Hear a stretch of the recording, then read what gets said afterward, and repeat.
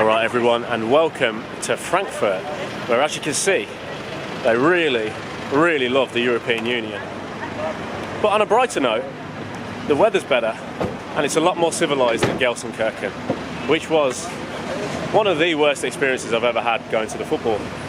Awful transport, not very helpful people, awful food, that's a given in Germany, and of course terrible weather. It was 12 degrees when the game kicked off. A lot of us were shivering, and it took 3 hours, no, more, 3 hours 45 minutes to get back to the hotel after the game. Quite the disaster. But there's a better vibe about this place, even if it's a little bit soulless. It feels like a proper city. And we're hoping for a good game today. We're hoping for attacking football, we're hoping for goals, and we're hoping for a great atmosphere. I feel like we could guarantee the latter. The other two I'm not so sure. Enjoy the video, enjoy the game if you're watching at home. I'm off to meet some of the Blues lads who have travelled over on a coach all the way from Birmingham. We're going to the fan zone, we're going to enjoy the day. Keep right on, it might come home, I doubt it, but it might.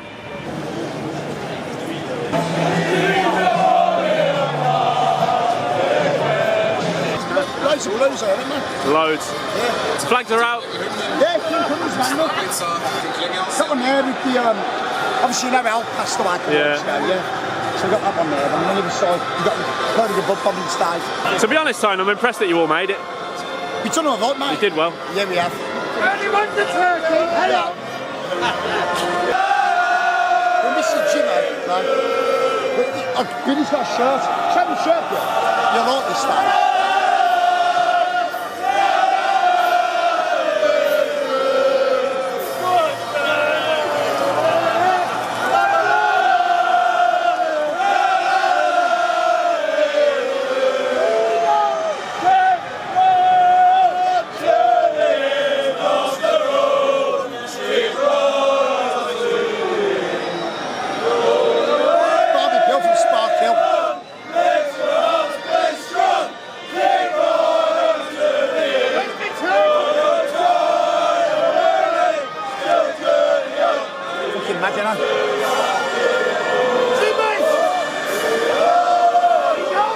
Yeah, no Jimmy today, Dave. We're missing him. No. Probably putting bins out, I know.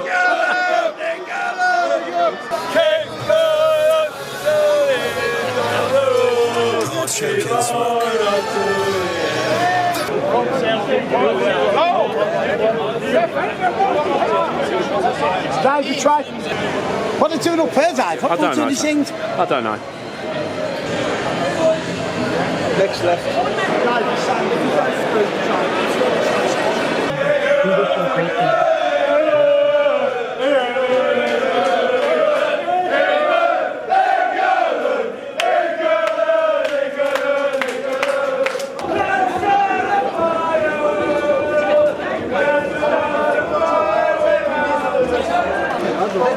Ich wird in Deutschland nie kommen.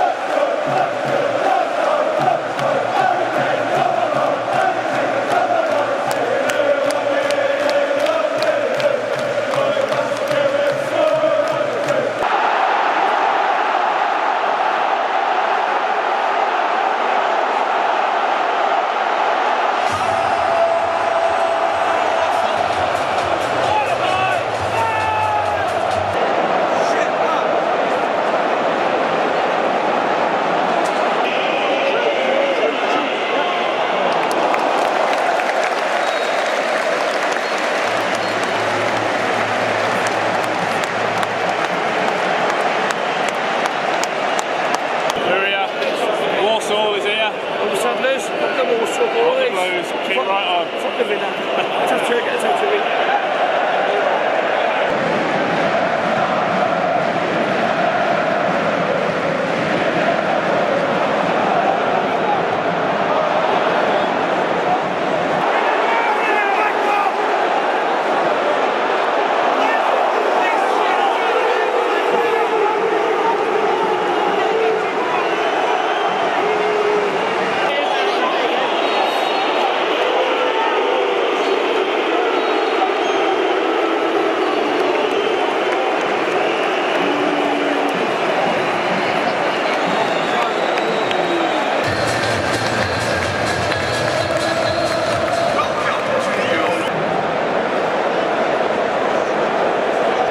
Here he is, the main man himself, Billy the Bee. So, where do you start? Okay, I'll tell you something, I always try to put a positive spin on things, and positive spin to me, the Euros actually started yesterday. Gelsenkirchen was a bit of a mare, a bit weird. We don't talk about Gelsenkirchen. The crowd, the crowd control getting in and out, that was terrible, and the rain, and all the England fans were split up all over the place, Essen and Duisburg. And let me ask you this then quickly. You've been to a lot of tournaments. Yeah. No one was thinking about Germany. We're going to have problems here. And then that first game comes along in Gelsenkirchen. Where did that rank for you as an England fan? No, that was terrible. That was the worst? That was one of the worst experiences of getting in and out. Yeah, because at the end of the day, you've got to...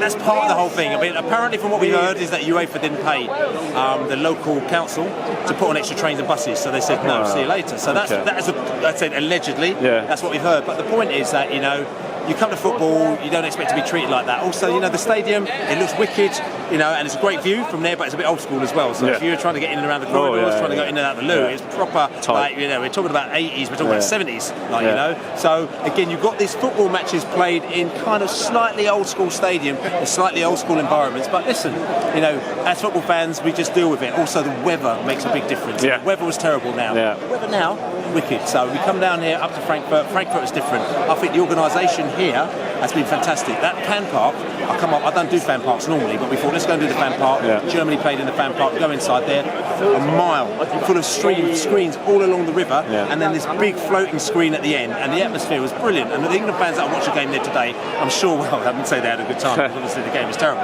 But I'm saying, but in general, that fan park was wicked. So there's things, I think that's wicked. I'm going to say this as well, the Danes, I was out with the Danes last night, they were drinking in another part of town, over the other side of the river, little cobble streets, they took the whole place over.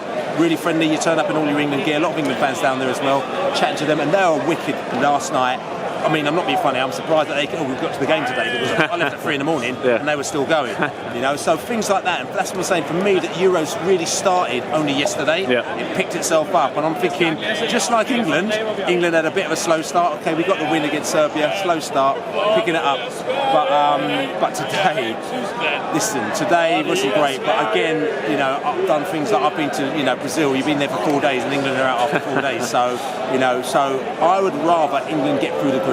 Southgate has got some things to sort out. Also, he is a bit conservative at times. We know that he's a bit conservative. We know, right? And he's got great players out there, and maybe he's looking to unleash them in the group stages. I can't say I'm not Gareth Southgate, but what surprised me today is a lot of fans, and they were sitting after the game in the stairs here, inside the stands, just down their heads down in the head. And it's like those games when you've lost. In Qatar when we lost to France and people got their heads down. In Russia, when we lost the semi-final, and people are like despondent. It was like that, and I'm thinking this is only the second game, and I don't know if people are thinking actually we're feeling quite negative, and we're feeling that we're not quite sure whether or not the expectations are going to be met with this great team, and there's a bit of negativity going on towards Gareth, towards the team. Heard lots of booing and everything like that, and I'm thinking it's the second game in, and let's just see how it pans out.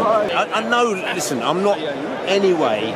There's no way I'm going to turn around and say that was all right. But I've seen Portugal, who are they were terrible in 2016 during the group stages, and they came out and won the thing. Because if you've got a good player, a key player, that player can change games, right? So you have one player, we've got 2, 3, 4 players that can actually change that game. The problem is that you've got to get the ball to them, right? We've got to stop passing to thin air or passing to the opposition. There's things that we need to do and need to sort that out, you know what I'm saying? And we need to stop making stupid defensive mistakes and see what happened when they started pressing us and the Danes started pressing us to the back end and we started to get really nervous. Listen, I'm not the manager, but that's his job to sort that out because we've got technical players out there and they need to deal with that. But if we can get our balls to our players that we know that can do the business, mate, they can call magic. So that's what we need to do. Let's get out of these groups and let's go and do it in the knockouts. Billy, great to see you as always. Keep up the good work.